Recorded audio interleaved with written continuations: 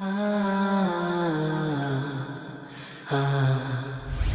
love you, Allah.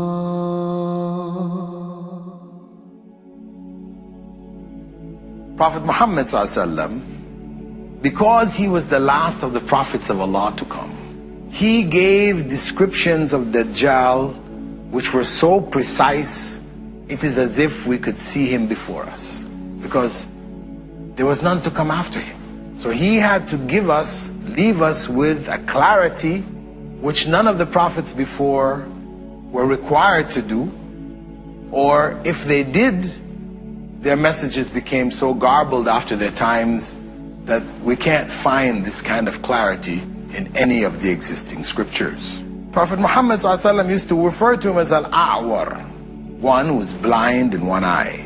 And he described in more detail that his right eye will be like a floating grape, shaking in his head, not in a fixed position. That will be his blind eye.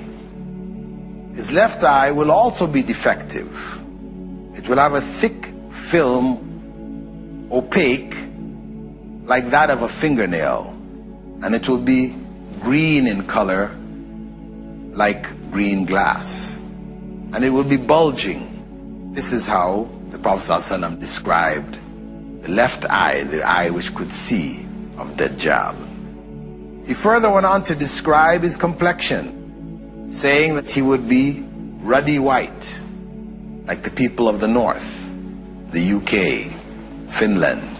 Very white, so much so that the skin has a red tinge to it. And his forehead will be prominent, protruding, and his neck wide.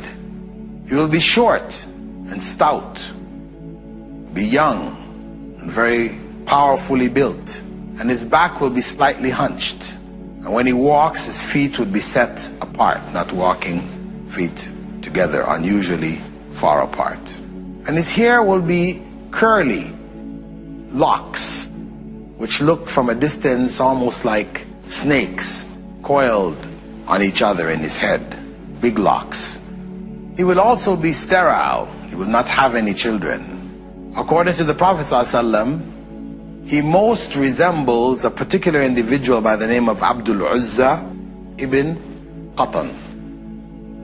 Abdul Uzza ibn Qatan, from the Mustalaq clan of the Khuza'a tribe, who had died in pre-Islamic times. And this statement of the Prophet ﷺ is clear proof that Dadjal is a man, not a symbol for Western civilization or the television, as some people have claimed. He is a man.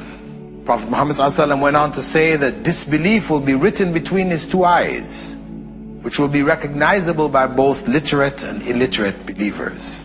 The letter kafir will be written there.